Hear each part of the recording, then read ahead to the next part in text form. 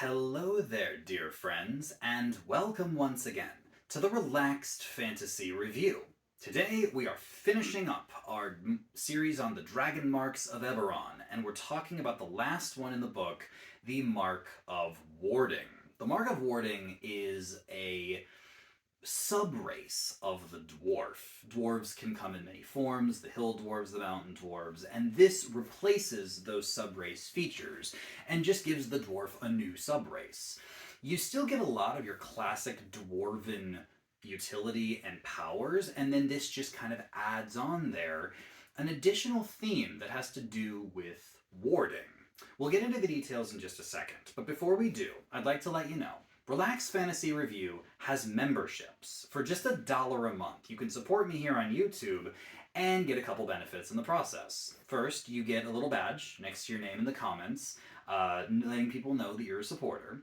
But also, you get early access to the videos. I upload videos every other day, and if you're a member, you get to see the videos a day early because they get uploaded there before they get uploaded to the public. So if that interests you, you can click the join button just below the video. And if not, thanks for being here anyways. I really appreciate the support. Thank you for watching me here on YouTube. So the Mark of Warding Dwarf starts off with the classic +2 to Constitution and a +1 to Intelligence this time. Constitution's good for everybody. Intelligence is much more niche and very specific to specific classes, artificers and wizards.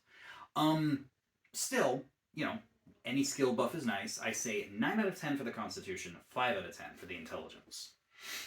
You're still a medium-sized creature, just like every other dwarf, so 10 out of 10.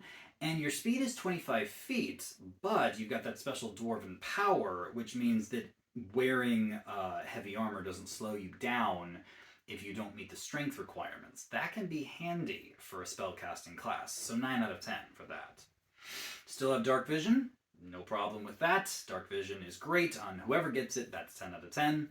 Still get Dwarven Resilience, the resistance to poison. That's 10 out of 10. Still get Dwarven Combat Training, proficiency in a few specific weapons. That's 8 out of 10. Can be nice. And you get the tool proficiency. The smiths, the masons, or the brewers. Take your pick. That's 7 out of 10. Some of them are definitely a little better than others, but take whatever you like. And then finally, the Stone Cunning power, which is that advantage and even expertise on history checks that have to do about stonework. Yeah, it's kind of niche. I say 5 out of 10 for that, like I would for any other dwarf. And then you get to have the languages of the dwarves, which is Common and Dwarvish, like you'd expect. So 8 out of 10 for that. But that's standard dwarf stuff. Every dwarf gets most of that. Next, you get Warder's Intuition. Warder's Intuition is an interesting little skill buff, which allows you to boost the investigation skill and any check made with Thieves' Tools. Now, obviously, if you're not proficient with Thieves' Tools, this isn't going to help you a whole lot, but the investigation skill is a decent skill. It's buffed by that intelligence boost you get. And if you are proficient in Thieves' Tools, getting an extra D4 on every single lockpick you ever do is going to come in clutch. So if you're a rogue or an artificer, or you manage to pick up Thieves' Tools from somewhere else, this is fantastic. Overall, I say it's a 9 out of 10 feature. It's pretty good. Next, you get Wards and Seals. Wards and Seals gives you a few extra spells you can cast every day once for free. You can cast Alarm with this ability. You can cast Mage Armor with this ability, which is great. And you can cast Arcane Lock with this ability. You also don't need material components when you cast these, which is great for Arcane Lock.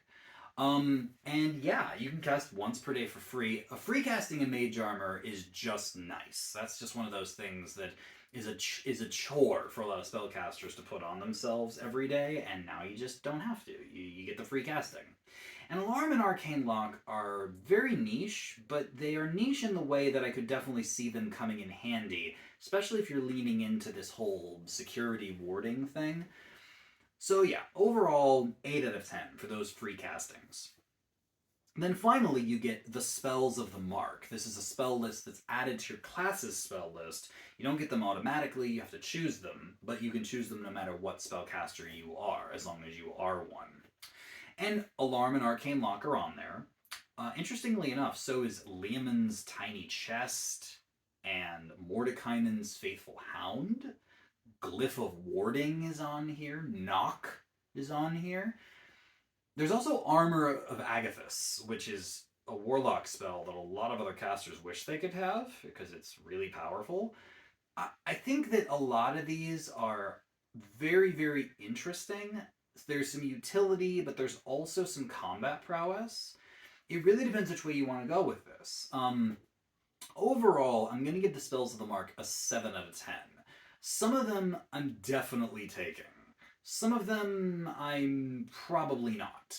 I guess it depends. If I'm a cleric and I can like swap these out every time I rest, that's cool. If I'm a sorcerer, on the other hand, I probably would leave these alone, except for Armor of Agathis. But there's enough here to say that it's valuable. 7 out of 10 for Spells of the Mark. And overall, this is a very, very specific kind of dwarf. It's all about making things secure and then breaking into things that are secure. This is a heist dwarf. I could see a dwarven rogue playing this. Or any spellcaster could really buff up their ability to keep stuff safe with this, which is an interesting dynamic. I'm not going to say it's the best. Like, there's definitely a lot of playstyles that this doesn't complement, but if it's the kind of thing you're going for, the hoarder or the security guard or the thief, the burglar, the Mark of Warding could actually do really, really good. You could do a lot worse. I say 8 out of 10 overall. It's not the strongest dwarf by any means, but if this is the theme you're going for, I think the Mark of Warding could be interesting. I'd say give it a look if you're going to be playing like Keys from the Golden Vault or some other, break in and steal kind of character. So yeah, 8 out of 10.